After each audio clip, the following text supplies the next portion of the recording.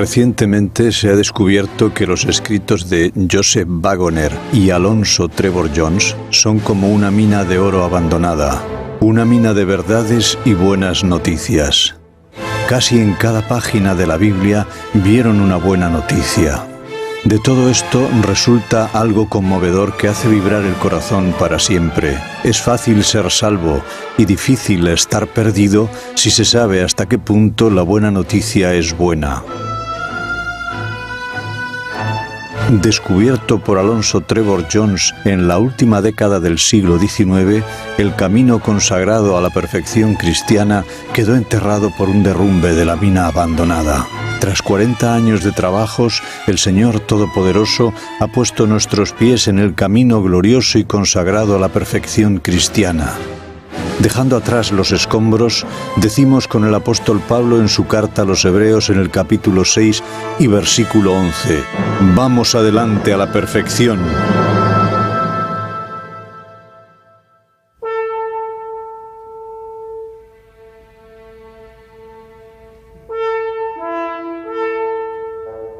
Cristo hombre.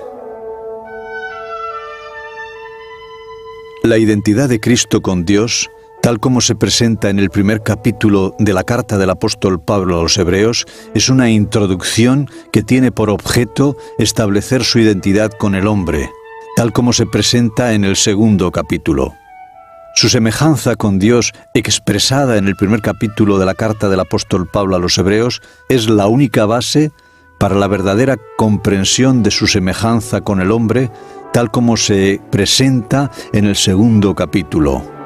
Esa semejanza con Dios presentada en el primer capítulo de la carta del apóstol Pablo a los Hebreos es semejanza no en el sentido de una simple imagen o representación, sino es semejanza en el sentido de ser realmente como Él, en la misma naturaleza, la misma imagen de su sustancia, espíritu de espíritu, sustancia de Dios. Se presenta lo anterior como condición previa para que podamos comprender su semejanza con el hombre. Es decir, a partir de eso debemos comprender que su semejanza con el hombre no lo es simplemente en la forma, imagen o representación, sino en naturaleza, en la misma sustancia. De no ser así, todo el primer capítulo de la carta del apóstol Pablo a los Hebreos, con su detallada información, sería carente de significado y fuera de lugar. ¿Cuál es esta verdad de Cristo hecho en semejanza de hombre, según el segundo capítulo de la carta del apóstol Pablo a los Hebreos? Manteniendo presente la idea principal del primer capítulo y los primeros 4 versículos del segundo, que se refieren a Cristo en contraste con los ángeles, más exaltado que ellos como Dios, leemos el 5º versículo del segundo capítulo, donde comienza el contraste de Cristo con los ángeles, un poco menor que los ángeles, como hombre. Así leemos: «Porque no sujetó a los ángeles el mundo venidero, del cual hablamos. Testificó empero uno en cierto lugar diciendo: ¿qué es el hombre que te acuerdas de él? O el hijo de hombre que lo visitas? Tú lo hiciste un poco menor que los ángeles, coronástelo de gloria y de honra, y pusístele sobre las obras de tus manos. Todas las cosas sujetaste debajo de sus pies, porque en cuanto le sujetó todas las cosas, nada dejó que no le sea sujeto a él. Mas aún no vemos que todas las cosas le sean sujetas. Empero vemos a Jesús». Equivale a decir: Dios no ha puesto el mundo venidero en sujeción a los ángeles, sino que lo ha puesto en sujeción al hombre. Pero no el hombre que originalmente se puso en sujeción, ya que, aunque entonces eso fue así, hoy no vemos tal cosa. El hombre perdió su dominio y en lugar de tener todas las cosas sujetas bajo sus pies, él mismo está sujeto a la muerte. Y eso por la única razón de que está sujeto al pecado. El pecado entró en el mundo por un hombre, y por el pecado la muerte, y la muerte así pasó a todos los hombres por cuanto todos pecaron. Palabras del apóstol Pablo en su carta a los Romanos en el capítulo 5 y versículo 12. Está sujeto a la muerte porque está sujeto al pecado, ya que la muerte no es otra cosa que la paga del pecado. Sin embargo, sigue siendo absolutamente cierto que no sujetó el mundo venidero a los ángeles, sino al hombre, y ahora Jesucristo es el hombre. Es cierto que actualmente no vemos que las cosas estén sometidas al hombre. En verdad, se perdió el señorío sobre todas las cosas dadas a ese hombre en particular. Sin embargo, vemos a aquel Jesús, como hombre, viniendo a recuperar el señorío primero. Vemos a aquel Jesús como hombre, viniendo para que todas las cosas le sean sujetas. El hombre fue el primer Adán. Ese otro hombre es el postrer Adán. El primero fue hecho un poco menor que los ángeles. Al postrero Jesús le vemos también hecho un poco menor que los ángeles. El primer hombre no permaneció en la situación en la que fue hecho, menor que los ángeles. Perdió eso y descendió todavía más, quedando sujeto al pecado y a causa de ello sujeto a padecimiento, el padecimiento de muerte. Y al postrer Adán lo vemos en el mismo lugar, en la misma condición.